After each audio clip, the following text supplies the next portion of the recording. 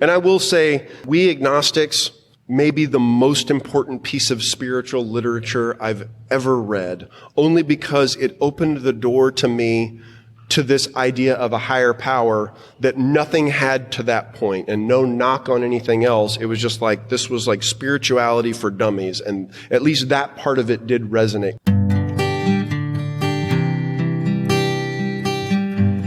Well, hello, friends of Bill W. and other friends. You have landed on Sober Speak. My name is John M. I am an alcoholic, and we are glad you are all here, especially newcomers. Newcomers, that is, both to recovery as a whole and newcomers to this podcast. Sober Speak is a podcast about recovery centered around the 12 steps of Alcoholics Anonymous. My job here on Sober Speak is simple. My job is to provide a platform to the amazing stories of recovery all around us. Consider Sober Speak, if you will, your meeting between meetings.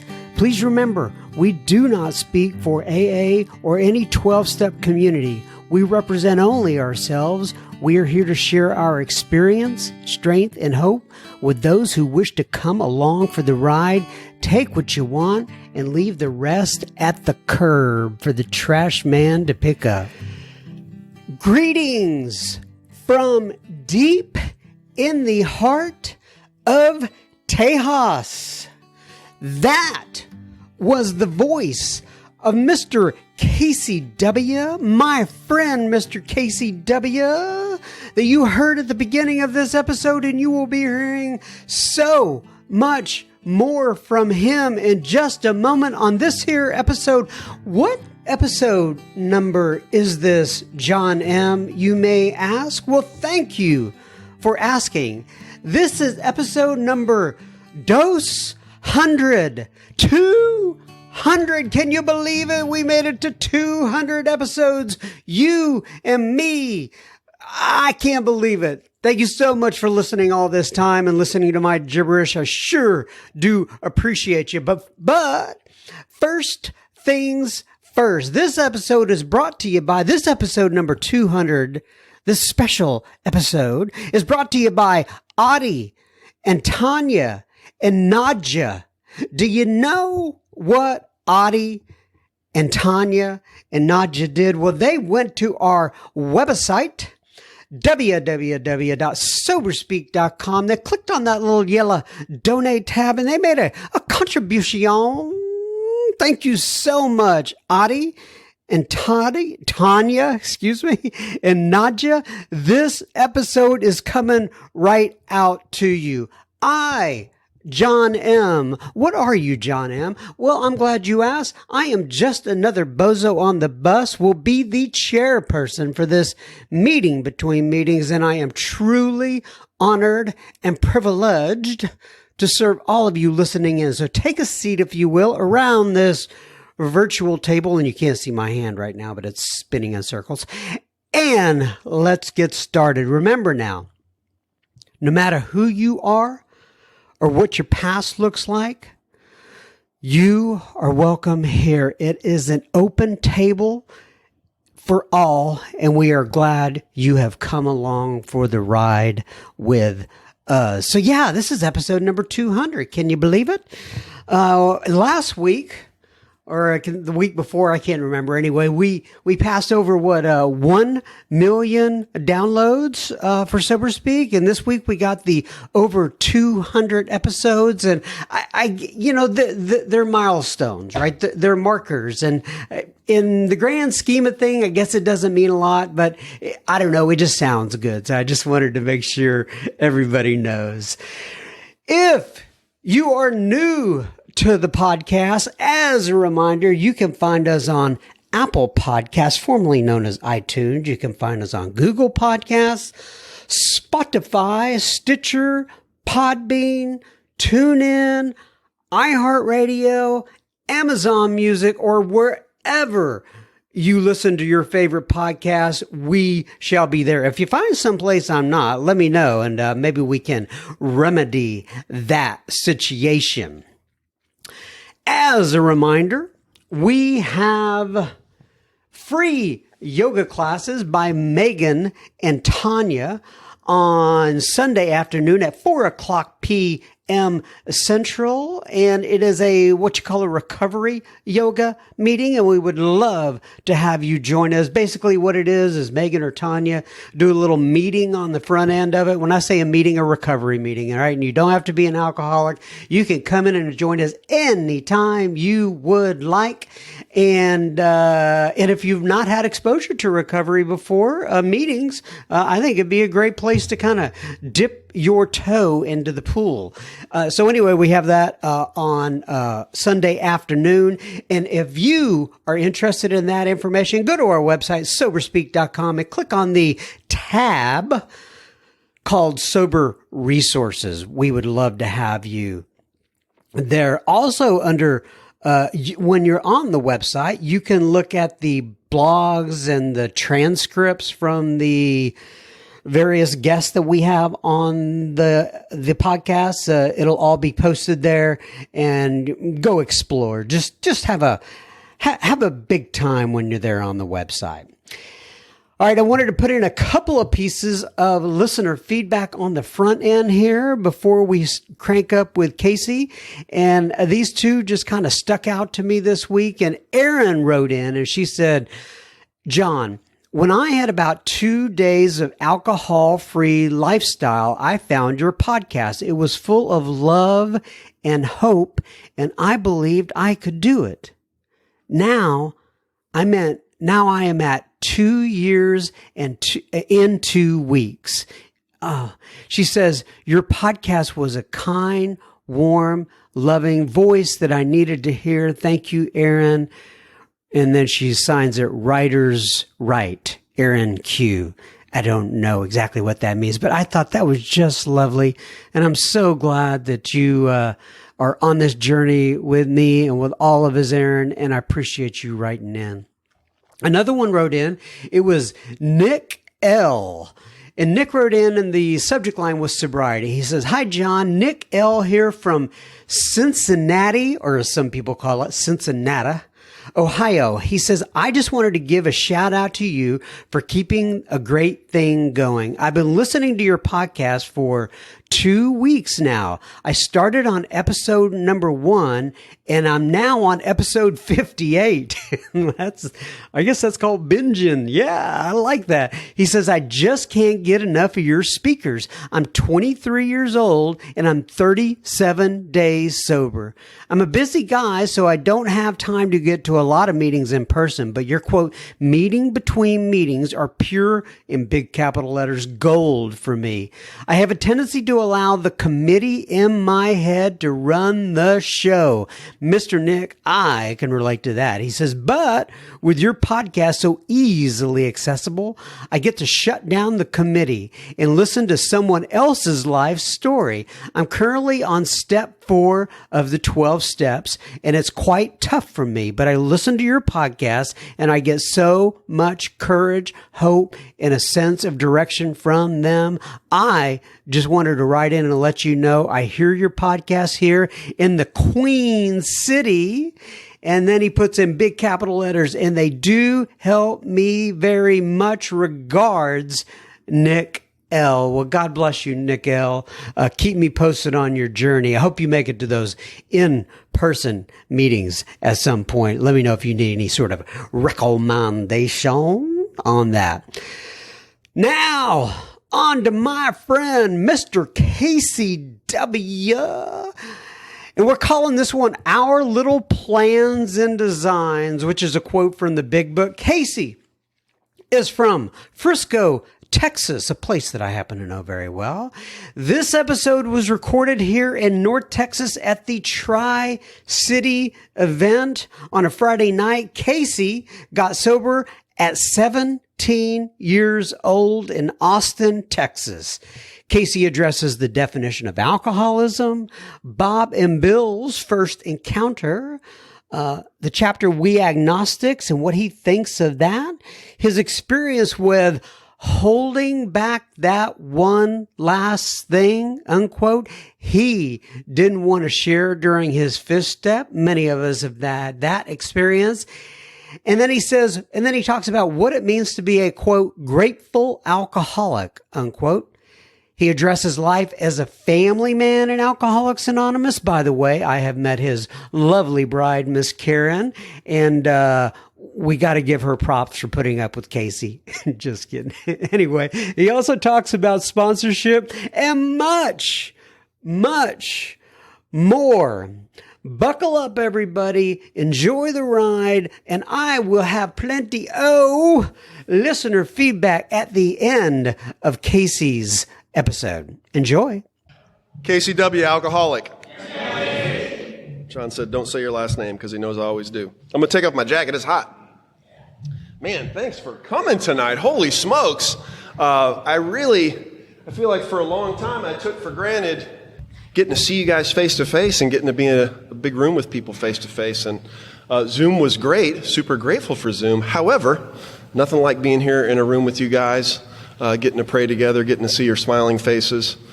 Let's see, what do I need to say about myself? I'm an alcoholic. I have a sobriety date. It's January 13th of 1990. I have a sponsor. His name is Martine. Please let him know that I wore a suit.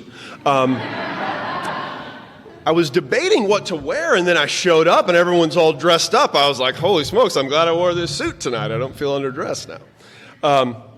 I do sponsor people. I do have a home group. It's Frisco Group. Thank you, Frisco Group, for showing up tonight. I love you guys. I can't imagine that you would want to come here and hear an hour of my nonsense when you're exposed to 3 to 5 minutes of it pretty much 2 or 3 times a week, but I really appreciate you guys doing that. I sponsor people. I do have a service commitment, and I think all those things are real important. I have worked all 12 steps out of the book and continue to work the steps. And if you don't know anything else about me today, let me say that whatever I say today, if it can't be reconciled with the big book of Alcoholics Anonymous, just consider that my opinion. I'll probably have a few of those, and you'll forgive me for that, but I will say that I think most of my talk today will center around the book. I also need to make a confession to y'all today. Everyone seems very well balanced here in this meeting, and I appreciate that. But I, on the other hand, can be a little bit of an egomaniac at times. And so when a large group of people shows up to see me talk for 1 hour, I can start to feel really good about myself. So I am going to try my very best to make tonight about God and not about me. And if I start to go off the rails, one of you elder statesmen out there can just start waving your hand and let me know that I'm screwing it up. My friend Tony sent me a text message before the meeting. He said, when we look back, we realize that the things which came to us when we put ourselves in God's hands were better than anything we could have planned. Follow the dictates of a higher power, and you will presently live in a new and wonderful world, no matter what your present circumstances, which is obviously from our literature. And then he also added, be a channel. And I think that's important. I get to do a lot of cool things in Alcoholics Anonymous, and maybe the coolest thing I get to do is watch other people recover and get to be whatever small part of that, just like I had 1,000 people be a part of my own recovery. So I'll talk a little bit about my story. It's funny because I'll talk a lot about my family. It's a big part of my recovery. I was super lucky to get sober very young, and so I got a lot of mulligans in life, one wife, which was kind of cool. And so we'll talk about that one wife some, but she came with me to a speaker meeting recently, and she's a normie, not one of us, and she has come to maybe 4 meetings in the 20-something years that we've been together, and has never been impressed at any of those meetings. 2 of the meetings I've taken her to have been people whose story was in the back of the book, and she was not impressed with those 2 people. And so I said, you can never come and hear me tell my story because it is so much less interesting than those 2 people's story. There's only so much trouble you can get into when you get sober when you're 17, but I will tell you about that trouble. So I'm a 5th-generation Texan. I was born in Baylor Hospital, February 7th, 1972. I was the largest baby born in Baylor Hospital in February of 1972. Thank you, yes. And I was, hold on a second. Wayne's back there waving at me that I'm doing a bad job. All right.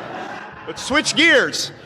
And so I got a $500 scholarship to Baylor because I was the biggest baby born that month. I was a special little baby. I've kind of been a special little baby ever since, and I've been trying to recover from that.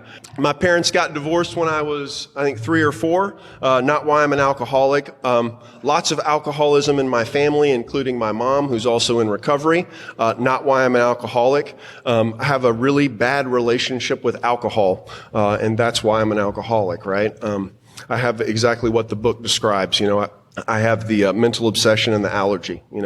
Untreated, all I'm going to do is think about a drink, go for a drink a drink. And once I have a drink, there's no telling what's going to happen next. And that was kind of my experience right from the beginning. I will say that when I was little, let's say 5th grade, 4th grade, something like that, I was a latchkey kid living on my own. My mom worked 2 or 3 jobs to try to make ends meet. I saw her drinking. She drank every day. I just thought that's what adults did, And so I started drinking every day too, at like age 10 or 11, something like that. And I would come home from school, and I would pour myself a glass of Kahlua, and I would smoke Benson & Hedges menthol ultralights, because this is what was available to me at the time. Kind of drinking like a middle-aged woman, and that was fine. And I don't know that I got drunk any one of those times, but I knew that I was looking for something, and I had this hole, and that was one way I was going to try to fill that. And as I got a little bit older, that drinking started to get worse. When I was 15, my mom decided we would move from Texas to Florida to open up a restaurant. We did that. I was there for a year. And in the time I was there, I would go to school, I would go to the restaurant and work, go home and go to sleep, and lather, rinse, repeat. And I ended up making kind of a lower denominator of friends, older people, started to drink more, started to smoke outside issues, all those kinds of things. And after living in Florida with my mom for a year, she had decided she had had enough. And so that summer after my 16th birthday, my mom kicked me out of the house. Mama loved me. There was no doubt about that, but she did not know what to do with me. And so my dad had found himself recently divorced, and so I ended up living with my dad. Now, my dad would have been, I think, 46 then. I'm about to turn 50, and I can't imagine having this cool bachelor pad in downtown Austin getting interrupted by this out-of-control 16-year-old, and that's exactly what happened to him. And my dad had never had to parent a teenager before. And I will say that I'm in the process of parenting teenagers, and it's complicated. And I'm so far not good at it. I'll tell you about that later. I will say, though, that my dad was doing the best that he could with what he had. His father was alcoholic, apparently very violent, died of cirrhosis. And so his relationship with alcohol was that he stayed away from it. And so he really didn't know what to do with me. And so here I am, I'm going to school. I'm selling outside issues at school now to pay for the rest of this stuff. Every once in a while, the cops get interested in what I'm doing, and a phone call goes home to my dad. And I think my dad was really trying hard to be in denial about that. Like that was a problem that he just did not want to deal with, and I could understand that. I slept away from the house a lot. I slept in my car a lot. This was before cell phones, and so I had a blanket and one of those wind-up clocks so that I could wake myself up in the morning. Didn't want to miss some kind of important engagement, and this goes on for another couple of years, my junior and senior year of high school. And I got myself in really bad trouble at school one day. The phone call went home, and my dad, I think, had kind of decided that I was going to go to treatment. And man, I knew all about treatment because all of my friends had already been there, and it sounded terrible, 30, 60, 90 days of not drinking. You couldn't even smoke cigarettes. I mean, terrible.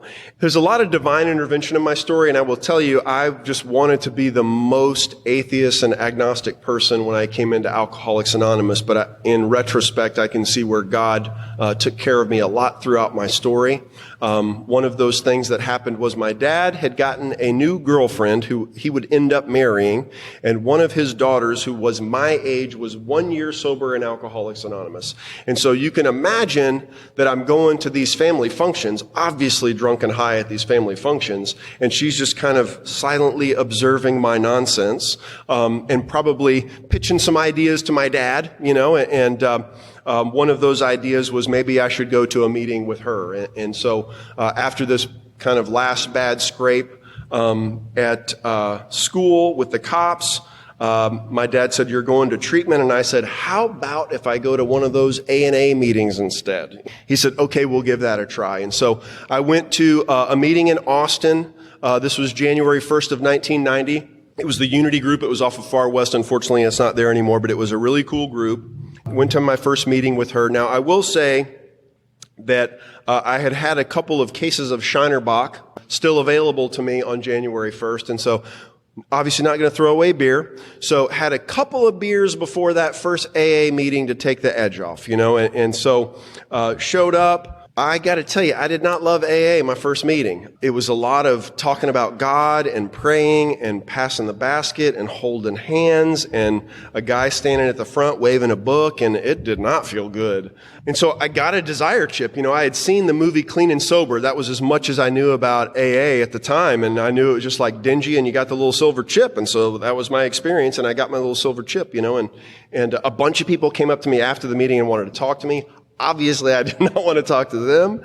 And so we get back into the car after that meeting, and my future stepsister says, "Well, what did you think?" And I was like, "Great, man. I got my chip, now I get to be sober. So cool." And she was like, "Well, keep coming back." And I was like, "Why would I come back?" I got the message, which was this chip. She said, "Well, it's recommended 90 meetings in 90 days. And I was not looking forward to that. But I needed a good report, right? Or it's off to treatment. And so I was like, great, 90 meetings in 90 days. And so kept drinking and going to meetings. That first experiment worked pretty well. This goes on for 2 more weeks. And I'm certain that I had bought some more beer in that time. And I got to think on January 12th of 1990, I was probably pretty drunk at an AA meeting. I don't know if one of the 44 questions is, have you ever gone to an AA meeting drunk? You might be alcoholic. But that's probably a tip-off, right? And so at this time, I'm kind of loose and like making friends at this meeting, and we're going to Coco's afterwards, which is like Denny's, and we're having pancakes and you can still smoke cigarettes inside. And it was a pretty magical time. I did start to like AA. And so this guy, it happened to be the same guy I was waving the book around at the first meeting I went to. He comes over to the booth that I'm sitting in and is like, "Hey man, can I talk to you?" And I was like, oh, this is the pull aside talk, and so I was like, sure. And he says, "How are things going?" And I was like, "Good." And he said, something to the effect of AA works better if you're sober, and I was like, "Don't know what you're talking about. Got my chip, He said, "Well, it's pretty obvious that you've been drinking before meetings." And apparently there was like a kind of an impromptu group conscience where they said, "Hey dude, could you talk to this guy?" And so I got my first little grain of honesty, and I did not have a lot of honesty about me at all at this point in my life, right? And so that little grain of honesty, and it was really what I thought about myself at the time. I thought, I think my problem is drugs and not drinking. And he said, "Well, that's great news." He said that if not drinking is not a problem, then not drinking should not be a problem. I just thought, I have got to get away from this guy, And so I did. We left Coco's, and it just sat with me, in a real bad way, because it was just, the book talks about delusion, and there's a truth about myself I didn't know. That's what I was deluded about. And that truth about myself was that I had this really unhealthy relationship with alcohol, and I didn't know that. And that was the first little chip into maybe I do have this problem, and so I said, I'll show this guy, this is how all sobriety dates start, with resentment. I'll show this guy, I'll be sober tomorrow, and so somehow that's my sobriety date. I'll tell you how, but it didn't seem like that was going to be my sobriety date at the time, right? And so I go to the meeting on January 13th of 1990. That was not a great meeting, the kind of the shaking DT thing starts to set in. I'm sweating, the lady's giving me the half a cup of coffee, all that kind of stuff. And Man, I did not want to hear what was in the meeting. I just wanted to leave. And I didn't even know where I wanted to go. I just didn't want to be there. And so this goes on for another week or so, where I would kind of try to show up to the meeting right before the meeting starts and then sit in the chair right by the exit. And then as soon as the meeting was over, bolt out and hope that nobody followed me, because people would follow me, and ask me, how are you doing? Terrible. Get away from me. A couple of weeks into it, a guy came up to me, and this was such a cool meeting because there was two stories. There was the main floor, and then there was a loft that all the young people sat in at this meeting. And this was before there were young people's meetings in Austin, but there was a half a dozen young people that went to this meeting, and there was a couple other meetings that young people went to in 1990. And I'm so grateful to have those people that I was in meetings with. And one of these guys came up to me after the meeting, and he said, "Hey man, do you have a sponsor?" And I said, "No." And he said, "I'm your sponsor." And if you're new, welcome. Don't wait till someone does that to you. You could be waiting a long time. If you're looking to get some sponsees, great way to do it as far as I'm concerned. Just give someone a book and scare them into working steps with you. That's what this guy did. And it worked. We started to read the book together. He read I had been going to meetings for like a month at this point, and I don't know that I had retained anything that was said in any of those meetings. And I think that kind of becomes, I really started to enjoy the meetings more when I started to work the steps. I started to understand what you guys were saying more when I started to sit across from one other person reading the book, and then when the book says to do something, we did something. Sponsoring people is not more complicated than that. And this is a guy who had like 6 months of sobriety, right? That's pulling me to the side saying, let me sponsor you. So the first thing he did was he explained to me what alcoholism was. And if I remember that conversation correctly, we read out of We Agnostics, that first paragraph, and I think that's a great definition. Because to that point, I'm kind of thinking, do all these people just go down to their tents? Is everyone homeless here? Because that's kind of what I thought an alcoholic was, but they seemed like they had cars and stuff, so it was confusing from that standpoint. So he said, "We hope we have made clear the distinction between the alcoholic and the non-alcoholic. If, when you honestly want to, you find you cannot quit entirely, or if when drinking you have little control over the amount you take, you are probably alcoholic. Check and check." Right, for me on both of those. And so I know the only thing that I think we have that's kind of unique is our first step experience, right? What got us here, and then hopefully our experience in Alcoholics Anonymous is very similar. We're working the program out of the book. And so some people come in, they know they're alcoholics. Some people come in and it's their 20th time to try to get sober. And like me, I came in and just did not know I was alcoholic. Honestly, did not know that when I walked in the doors of Alcoholics Anonymous. And I became an alcoholic in Alcoholics Anonymous because you guys told me what an alcoholic was. And once I understood that, I became a hell of a lot more willing to work the rest of the steps. The exact same thing happened to Dr. Bob, right? When Bill and Bob meet for the first time, right?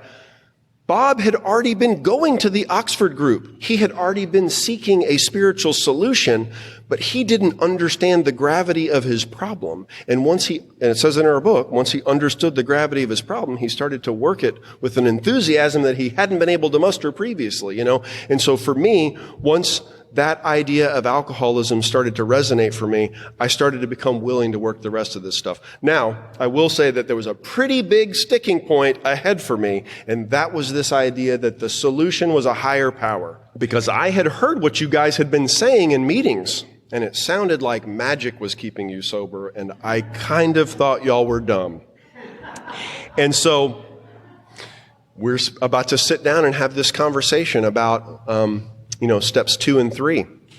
And I had read through, and I will say that like We Agnostics may be the most important piece of spiritual literature I've ever read, only because it opened the door to me to this idea of a higher power that nothing had to that point, and no knock on anything else. It was just like, this was like spirituality for dummies, and at least that part of it did resonate with me, And, Bill does the little piece of sales on step 2, Do I now believe, or am I even willing to believe in a power greater than myself? And at that point, I started to at least become a little bit willing to believe. Now, when we sat down to talk about the third step, I was ready to tell my sponsor how I was ready to debate him. I don't think this higher power thing is going to work for me. Great that it's working for you. Congratulations. But it's not going to be good for me. And he said, we sat down, and all he said to me in our meeting was, do you think you have a problem? Yes. Do you think there's a solution? Yes. Do you want to go with that solution? Yes. Then let's get on our knees and pray. And that's how we did the third step together, And now, right after the third step, it does say, we thought well before taking this step. He and I didn't think well before taking this step. And I'll just tell you that that worked for me. We did have a conversation afterwards, and that conversation afterwards was, the book promises the spiritual experience in step 12, having had a spiritual awakening as the result of these steps, right? So if you have one before then, that's great, but don't expect one until then. And he said, let's just work all of the steps together. All the third step is for us. The decision we're making is that we're going to work the rest of the steps together to the best of our ability out of this book. And if you get to 12 and you don't feel differently about it, then you can go about your business, right? But let's get to 12 and see if you feel differently about it. And obviously I'm here today. We got to 12. I felt differently about it, right? And my concept of God wasn't any more complicated than, there is a God and it's not you. And I'll tell you that I don't know that my understanding of that is much different today than it was then. My relationship with God is a hell of a lot different today than it was then. When we got right to work, we started to do the fourth step together, and fourth step, sex inventory, fear list. I just didn't have a lot, and I honestly didn't think I was that angry, and my sponsor was very kind. This first sponsor, ended up, the one who got me as his sponsee ended up drinking, and so I had to pick another sponsor, and so I got this other guy, and he was Buddhist, he was real laid back, like exactly what you would think of when you think of Austin, Texas sobriety. He was just like this super mellow guy, and I needed a super mellow guy in my life because I was not super mellow. We started to do the 4 steps together, and he said, I don't know that I'm really angry with anyone. And he just said, well, just write down the names of everyone you know, and we'll start with that, and that is what we did. And so we sat down, and he's like, okay, who's first name on your list? Dad. And he was like, well, tell me about your dad. And I'm like, he's a jerk. And that's a resentment, son. And so we started that way, and I had this little list. I still have that 4 step today, which is super cool. If your sponsor tells you to burn the 4 step, that's fine. You can do that. You're going to need it for step 8, but whatever. But I kept it, and it's cool to look back on that today, and really to see the huge perspective change that I had. I know that a lot of people have kind of some kind of white light experience. For me, it was the educational variety. It was the personality change sufficient to bring about recovery. And I desperately needed a personality change. And when I look at that 4th step, man, I can see the personality change, I forget who it was, maybe Clancy or somebody said, the older I get, the better my childhood was, and I definitely feel I cut my parents way more slack today, now parenting teenagers. Like, it's hard, and I especially made it hard for them. I did that first 4 step, and there was one thing I was absolutely not going to share with my sponsor. And so we wrote all these things down, and we were going to do the 5th step together. Now, I don't know what I was thinking, but I wrote this thing that I wasn't going to share with him down on a separate piece of paper, and I put it in my back pocket. And so we sat down and do the 5th step together, and I share everything with him, and probably the same experience you guys have had when sharing a 5th step. Not certain he's paying attention, it's just kind of like, okay. And we got to the end, and he said, is there anything else? And that piece of paper was burning a hole in my pocket, and I just thought, I really don't want to tell him, but you guys have told me that I probably should tell him. And this whole dialogue is going on in my head. And he's like, so there is something else. And I was like, yes. And I reached in my back pocket and I told him that thing. And he was like, is there anything else? And I was like, nope, that's it. And, if I hadn't told him anything else, just told him that one thing, it might have been the most important thing I did in early recovery because it was the one thing I just did not want to tell him. And man, I have spent a lot of my life trying to people please, trying to feed my own ego, trying to be who I thought you would like. There's not a lot of transparency in that.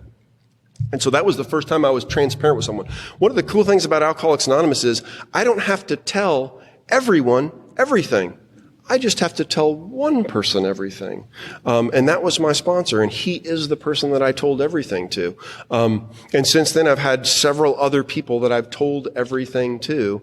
And what an important lesson that was for me to know that I can tell someone everything about me and they'll still accept me. And if they don't accept me, that's okay. You know, I remember early on in sobriety, two of my very best friends in recovery, my dad and my girlfriend, are all at dinner together. I was maybe like 6 months sober. Yes, I know you're not supposed to have a girlfriend when you're 6 months sober. That went out the window. It's not in the book. It's a suggestion from some of you people. And I just remember sitting at that dinner and feeling very uncomfortable. And the reason why I was so uncomfortable in that dinner was because there was the guy that I was in front of my dad, and then there was the guy that I was in front of my buddies, and then there was the guy that I was in front of my girlfriend. And all three of those people had to somehow come together in this dinner, you know, and it wasn't happening. And so, shockingly to most of you, I just sat quiet during that dinner. And I remember sharing that with my sponsor, and he said, yeah. He said, it's okay, you know. This is a fact-finding and fact-facing mission that we're doing with a lot of these things. You just learned a fact about yourself, and that's okay. And we're just going to work on that together. And I've kind of been working on that since. You know, I've obviously gotten a lot better at it, but I still want to please people. I still want to feed my ego, you know. And so, consequently, 10 and 11 become very important in my life, you know, because I get to continue to do those things. We did 6 and 7, and it was, you know, it was like August in Austin, and he wanted to do it outside in this prayer hut. And obviously he wasn't sitting in there with me. And so I'm in this prayer hut just sweating. It's just miserable, and no cell phone. So I have like a clock in front of me for the hour to go by. You know, it was like I did everything he told me to, and then there was 57 minutes to go, you know, and but I sat in there. He sat in the parking lot with his car on and the AC running while I sat in there for my hour. So there was just no leaving even. But I remember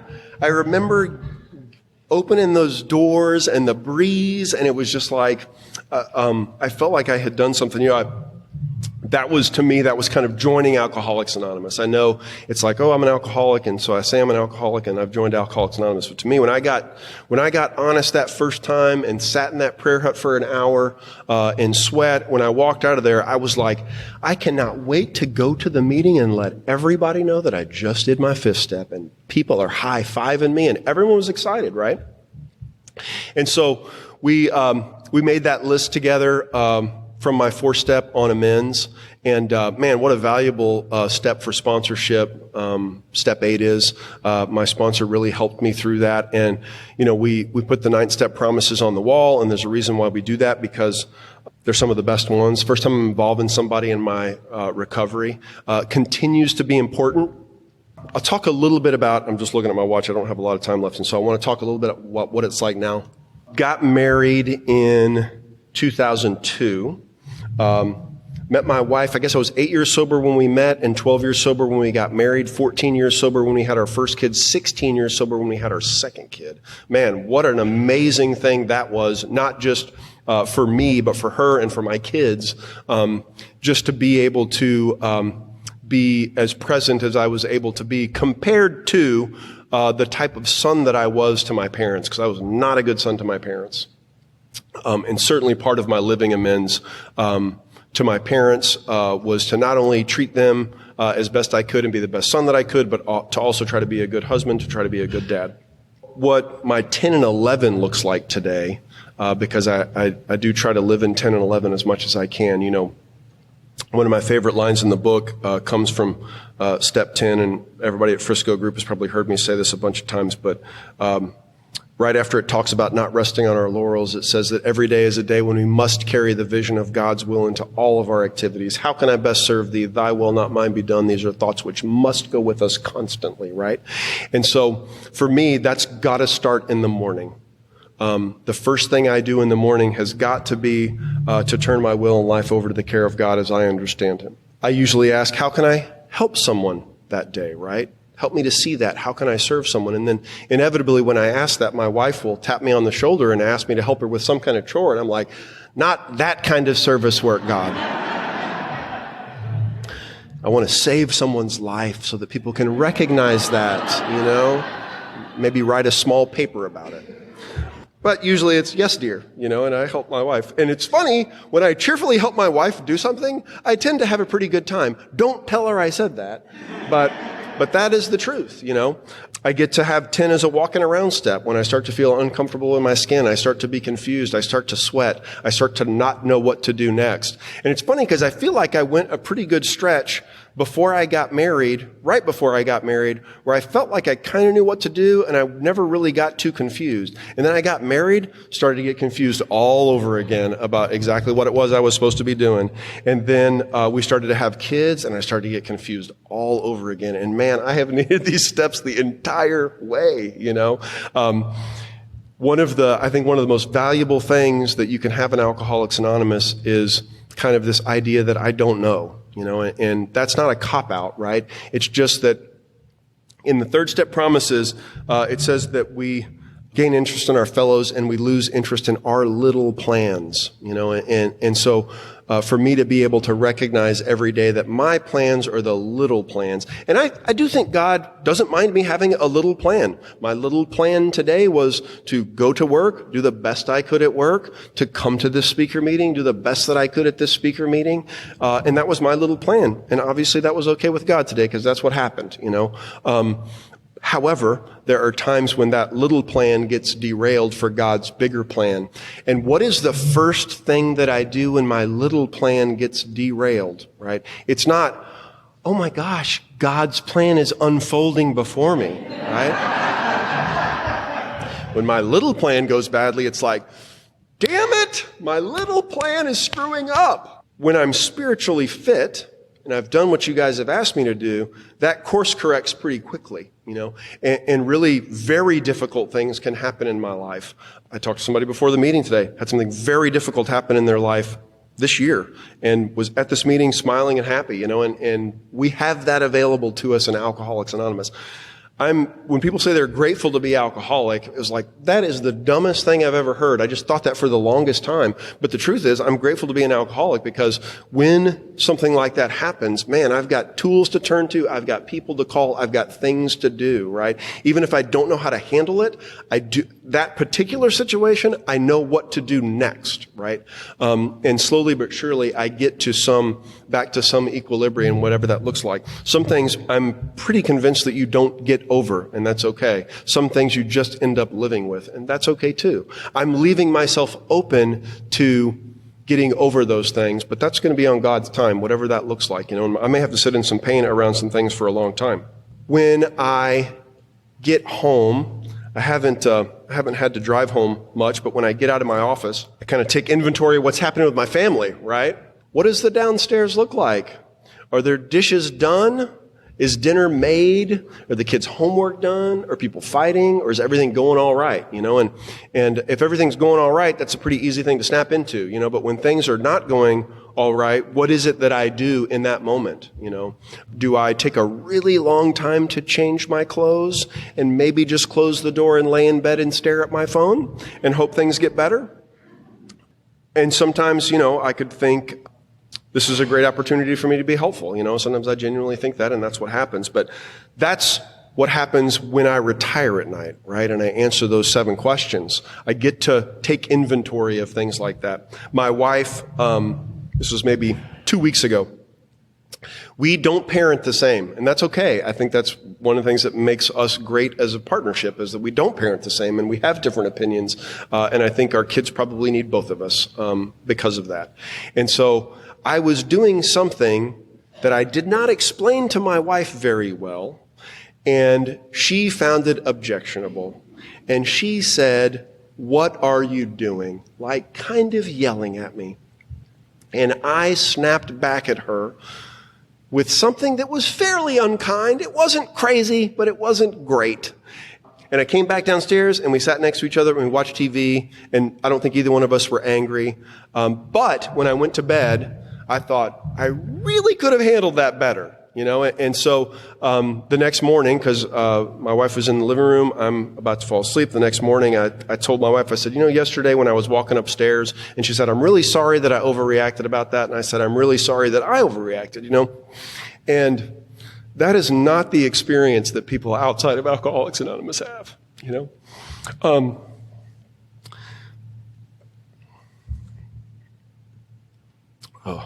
I told Josh when I start to get emotional, it just shuts down, just makes this really awkward quiet across the room. So I'm glad I was able to provide that for you. But I've watched families in all that's gone on with COVID and gone over to their house and just it's super uncomfortable sometimes at the neighbor's house. And they're getting mad about the dumbest stuff I've ever seen people get mad about. But, my wife and I don't have to live like that, which is really cool. And it's because you guys have given, me tools, and I picked the right wife. Can't help you with that. I really can't. I only know about one, and that one's mine. Today, my wife said to me, she said, can't remember what I was doing. I think I was going to the noon meeting. And my wife said, "Can I borrow your car?" And I said, "Sure." She said, "I'm going to Walmart to pick up patio furniture." And I said, "We can't possibly need more patio furniture." And she said, "You can't possibly need more tennis shoes." And I said, "Enjoy your patio furniture." But that was it, that was the whole of our conversation about it. And I wasn't mad and she wasn't mad, And so there's a pretty heavy Rule 62 that lives in our house, which is cool. She lives by it and I live by it. And we have to have kind of this unified front, because on the other side is a 17-year-old and a 14-year-old, and neither one of us know how to do that, and we're figuring that out as we go. I will say something real quick about sponsorship. I have been fortunate to have a lot of really good sponsors. I've moved twice in sobriety, and so I've had to switch sponsors. I've had a couple of my sponsors die in sobriety, sober, which has been great. And I've had the opportunity to work steps with people. I really don't like the idea of calling myself a sponsor to someone, because then it feels like there's this student-teacher relationship, and that is certainly not the relationship that I have with people that I work steps with, because I feel like I get taught a lot more than they get taught many times. However, you do get this opportunity to have this fellowship grow up around you. You know exactly what it talks about in the book, and it's something that is not to be missed. I get to have these super intimate relationships with people at my home group that I get to work steps with, that my sponsor that I've gotten to work steps with. I feel like I could kind of go to any city across the country, go to a meeting and just feel right at home right away, and that's not something that everybody gets. In our book, I think Bill says that something to the effect of we're rocketed into the fourth dimension. He says it a couple of times. He describes our life after sobriety as utopia, and I'm a big believer in that. I think there are seasons, and we certainly face difficult times, but I think generally speaking that if I'm doing what you guys have asked me to do, I'm going to be happy, joyous, and free. So let me just tell you that for me, that happy, joyous, and free started when I said yes to that guy who was going to sponsor me. The day that you're able to walk up to someone and say, I need a sponsor. Will you be my sponsor or help me find a sponsor? If you're in this meeting tonight and you don't have a sponsor, come talk to me after the meeting and I'll help you find a sponsor, because that's where the magic happens.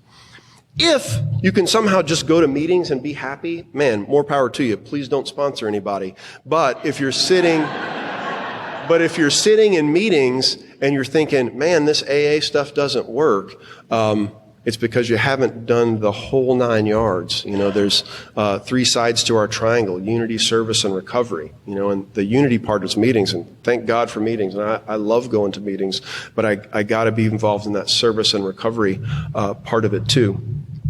I'll close by saying that the idea when I was a teenager that I would be asked to speak on a Friday night in front of a bunch of folks at a church, probably talk about God some.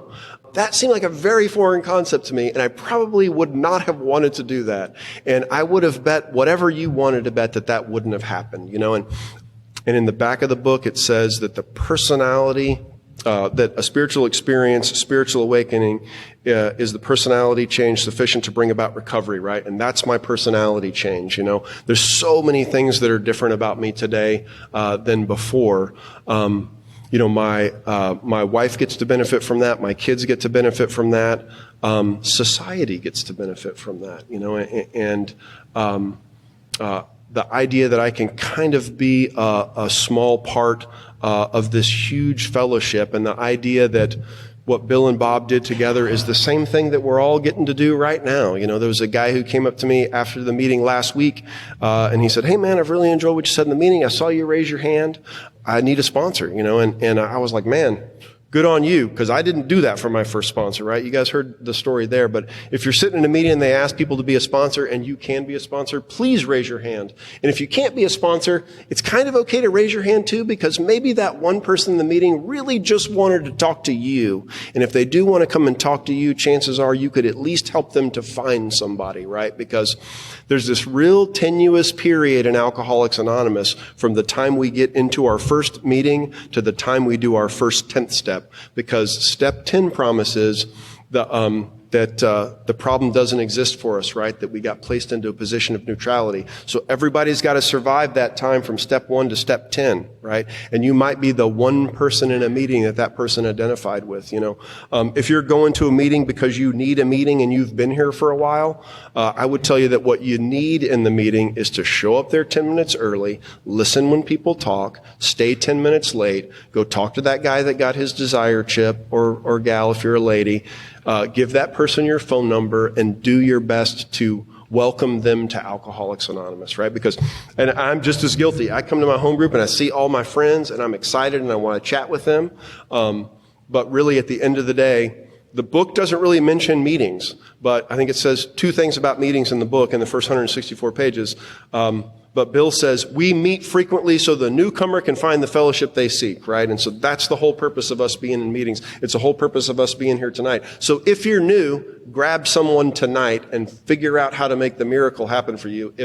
If you see somebody that you haven't seen before in this meeting, introduce yourself to them. Chances are that person might be new. It's not easy to reach your hand out when you're new. And once you've been here for a while, man, you can do that all you want. So I hope that you guys got something out of that tonight. It was really cool being here. I really appreciate it.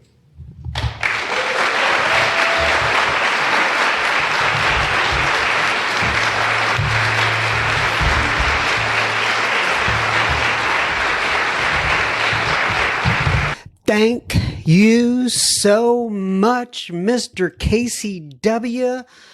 I'm so happy that I can share your story and your inspiration with the listeners of Sober Speak. Thank you for the privilege of letting me do such. And thank you for Tri-Cities for letting me record this event. I sure do appreciate you guys as well.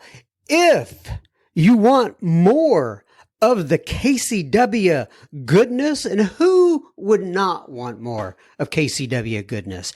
He appeared with me way back when. In his episode number 20 of Sober Speak, it is called KCW AA provides guiding principles on how to achieve sobriety. And so it's more of a sit down, more of an interview as opposed to Casey talking at the podium. But I know you will enjoy that as well. If you go to our website and then you just click on podcasts and there's a search feature in there. Just put in Casey's name, Casey. You could even put in the W if you want, but all you need is a Casey. And you will find Casey's episode number 20. Oh, so this is kind of interesting now that I'm thinking of it. He was on episode number 20, and he's on episode number 200. So I guess it just makes sense that we may have Casey back for episode number 2000. I better get recording. Anyway, Now, on to a little bit of listener feedback. Jim writes in, and the subject line was 1 million downloads. He says, hello, John. I am just one more bozo on the bus, but I want to congratulate you and Shannon for 1 million downloads of Sober Speak. 1 million, he says, in a big exclamation point. He says, that is mind-blowing and fantastic, and I think only possible because of our higher power is with you at the microphone. I believe that, Mr. Jim. I so much believe that. In fact, I had a friend of mine, I was talking to him today at the meeting. His name is Jeremy, and he was saying, hey, you've done some good. And I said, you know what? I'm just taking this seat while God allows me to have it. And he could have anybody in this seat. I'm nothing special. For whatever reason, I just happened to come up with a little bit of an idea here. And I could be taken out of this seat very quickly. And if I disappear, AA will go on. The 12 steps will go on. Recovery will go on. I am just truly honored and privileged, like I say on the beginning of the episode, to join in with you guys. But nonetheless, he says, because our higher power is with you at the microphone and with us as we listen. There is a phrase in the opening that I listen to every week, and my heart jumps every time I hear it. And that is when you say, John, sharing the amazing stories of recovery all around us. That's what it's about, right? There are so many. As I've had people write in before, they say, I think it was Hillary who wrote in at one point, and she said, you could continue this for a while. In fact, you could do it 5 days a week. There are no lack of bozos on the bus. And she and Jim are absolutely correct. Anyway, he says, thank you again, John, and congratulations and God bless you. Jim S. and Travelers Rest is the name of the town, South Carolina. And he says, P.S. I was going to record this for you, but there isn't a voice message option on the new website. Thank you for the heads up, Mr. Jim. The lovely Mrs. M got that back on the website, and it is there now. But thank you for the heads up on that. And I'm reading one email that I got regarding the million episodes, and I got so many messages on Facebook and Instagram and other emails and such, and I just want to say thank you to all of you who wrote in. I so much appreciate it. I see them all. God bless you. We're all one in spirit. Thank you so much. Clark G writes in, and you know I have to be bastardizing that name somehow. All right, so let me just spell it here. Klartjee.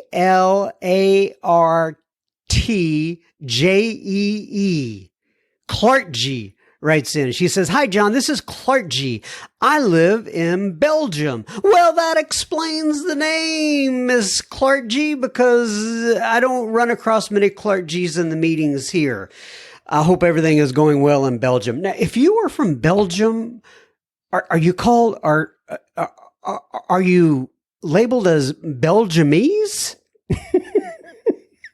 I'm sorry to crack myself up. I very seriously doubt that people from Belgium are called Belgiumese, but that just came out of my little pea brain. Anyway, she says, and by the way, I think they do have, what are they? Those waffles. I keep hearing about them waffles. And that Belgium chocolate, right? I hear a lot about the Belgium chocolate. Oh, and also I don't think I really ever drank these, but I believe that Belgium beer is semi-popular in the land. But I very well could have drank a Belgian beer. You know, I drank whatever they put in front of me, but I don't specifically remember going through a phase where I had to have Belgiumese beer. Or anything like that. Anyway, on with the note from Clark G. She says, still very young in recovery, and when I listen to your podcast, your interviews fill me with hope and joy. Well, email fills me with hope and joy, Miss Clarchie. She says, I would love to be part of the secret Facebook group. My FB account is such and such. Hopefully this works. Have a fantastic day, Clarchie. And just in case you are a first-time listener, or even if you've been listening for a while and you say, how do I get into that Facebook group again? Well, Facebook changed their ways on me. In other words, I used to have to have you send me your email that is associated with your Facebook account, and then I would have to send you an invite to get you in there. But I don't know why Facebook made it different. It's easier in some ways, but anyway, just go find Sober Speak Secret Group in the Facebook. And there's a little thing on there that says, can I join or whatever? And we will let you in. The bar is very low. In fact, the bar is so low that all you have to do is fill out the little approve thing or whatever it is. We'd love to have you in there as well. We have, just so you know, there's about 1,700-ish folks in there, and we would love to have you in there as well. You do not have to be an alcoholic. You could just be interested in recovery, or you could be a lurker for all I care. I don't know. If you want to come in there and spend your time in there, I'm more than happy. It may help some people in some way. Sarah writes in, and the subject line was Claudia H. She says, hi, John. Wow, wow, wow. All big capital letters and then like 4 or 5 exclamation points. She says, I just listened to Claudia share her amazing experience, strength, and hope. I am so inspired by her and was wondering when this was recorded and where.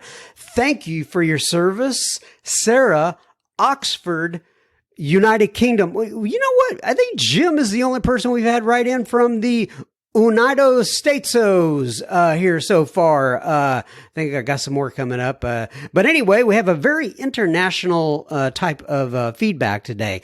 But Sarah, as you know, I replied to your email. I copied Miss Claudia on it. Hopefully you guys were able to get in touch. And I also wanted to let you know that we did record her. Well, I recorded her twice, actually. If anybody wants to go to our website, soberspeak.com, and click on the search feature tab and just look for, type in the word Claudia, Claudia, and you will see both episodes from her. One is a sit-down interview with me at Mi Casa, and then the other is a live recording in Frisco, Texas, at a meeting we were having there. I believe it was another Tri-Cities event, but I can't. Yes, it was. Yes, it was a Tri-Cities event. And so we recorded her there and we're able to publish it. But thanks for writing in, Sarah. Pamela writes in. She says, John, I am newly sober. New as of Sunday. I'm searching on Twitter for sober living. I am married 33 years and our son is 30. We live in Queens, New York. Happily, our son lives close by with his girlfriend. All 4 of us are lucky to be working remotely. I don't know where to start with your podcast. I searched for a beginner episode with no luck. I might just try chronological.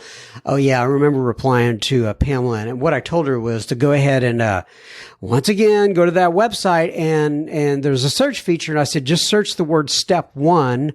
Or words, I guess, step. And then actually, I think I always put the numerical one in there as opposed to spelling it out. But nonetheless, if you just search the word step or step 1, you should have all the step 1 episodes pop up for you. But anyway, she says, my 2 brothers and I suffered through rough childhoods with an active, violent, alcoholic father and a codependent, narcissistic mother. The 3 of us siblings struggled to stay in touch with each other, not always successfully. I recently began seeing a therapist. It's going well. I might try a Zoom beginner AA meeting. I have only attended ACOA therapy and meetings in my life. I just turned 65 years old. I hope I haven't said too much. Well, that's definitely not too much, Pamela. So I replied to Pamela and I asked her if she wanted me to put her in touch with another woman in the program. I actually got her in touch with Miss Megan P. And, and I'll kind of, hopefully, Megan P can kind of point her in the right direction. I could tell that you're searching Pamela and I completely get it. Thanks for writing in.